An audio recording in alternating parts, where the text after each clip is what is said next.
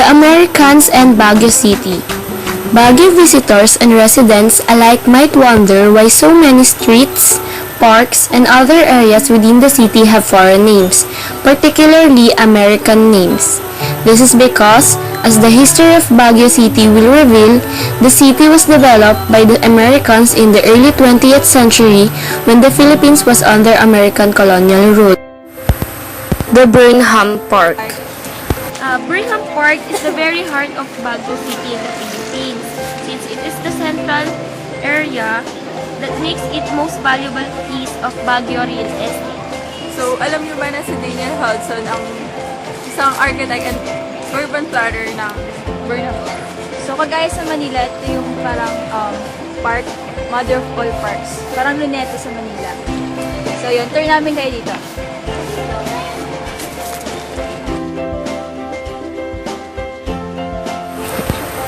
The very heart of Baguio City in the Philippines. Burnham Park is truly the very heart of the Philippines. Burnham Park is truly the very heart of Baguio City. With an area of 32.84 hectares, its central location makes it the most valuable piece of Baguio real estate. The mother of all parks in the summer capital of the Philippines, almost as familiar to Filipinos as Luneta Park in Manila is.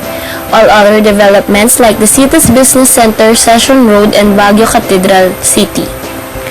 Designed by and named after premier American architect and urban planner Daniel Hudson Burnham, who also designed the original plan for Baguio City. As of now, Burnham Park has 12 cluster areas. The man-made lake with rowboats for hire that folks refer to as the Burnham Lagoon. Hi! Ito yung Burnham Lake. 6:50. Nandito na kami ngayon sa Burnham Lake. Based sa research namin, it's an artificial lake made by architect Burnham. Yun. Tapos ginawa siyang tourist attraction by boating. The children's playground, the skating rink, the rose garden, the orchidarium, Igorot Garden, Melvin Jones Grandstand, the Athletic Bowl, a picnic grove, the Japanese Peace Tower, Pine Trees of the World, and Sunshine Park. Camp John Hay. Camp John Hay is Baguio City's most popular visitor attraction. A beautiful resort in the mountains, it features a world-class competition Jack Nicklaus designed golf course, said to be the only course in the Philippines to have bent grass greens, as well as hotels, a shopping center, and a convention center, among other attractions. This former rest and recreation facility for American soldiers in Asia is a tourist destination in itself. For Camp John Hay is what makes Baguio, Baguio. A short history of Camp John Hay. This former rest and recreation facility of the U.S. Armed Forces is older than the city itself. For almost the whole of the 20th century, it is what made Baguio City in the Philippines Little America. In 1903, Camp John Hay was designed for the exclusive use of the U.S. military and Department of Defense in the Far East.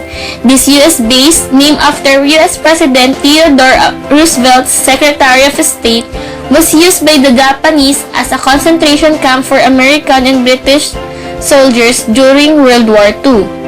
This 690 hectares property was finally turned over to the Philippines 1991 upon the expiration of the RP-US Bases Agreements. From 1991 to 1997, Filipinos ran the former U.S. Air Force recreational facility for the first time as a resort, operating all the popular and familiar sports as close to the original as possible. 19T, Halfway House, Mile High, Lone Star, Main Club, the Sound Hill Snack Bar, and the Bakery. The mansion. So, nandito tayo ngayon sa harap ng The Mansion. Short history lang. Formerly called the Mansion House, this stately building was built in 1908 as summer home for U.S. government generals who were the American administration for the Philippines and was destroyed in 1945 during the battle for the liberation of the Philippines.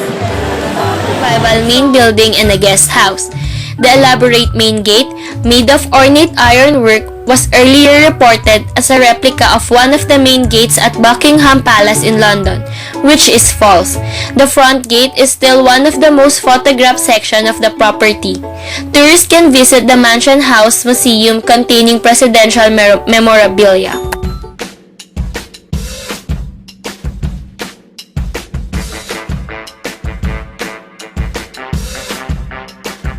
The Americans came to the islands in 1898. With the arrival of the Americans came a new breed of architectural structures. Foremost of the American contributions to the country was the establishment of civil government. This led to the erection of government buildings from the city all the way to the municipal level. Government houses dotted every community. Designed in the most respectable manner, these government houses resemble Greek or Roman temples complete with porticos and pediments.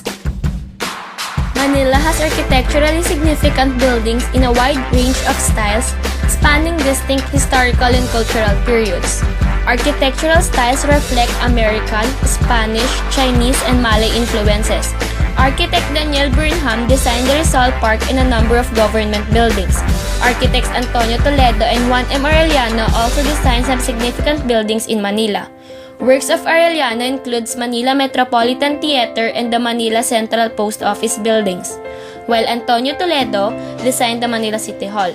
Since the 1930s, Art Deco theaters in Manila flourished, some of which are designed by national artists Juan Nakpil and Pablo Antonio. The historic Escolta Street in Binondo features many buildings of neoclassical and Beaux Arts style of architecture, designed by prominent Filipino architects in the 1920s to the late 1930s.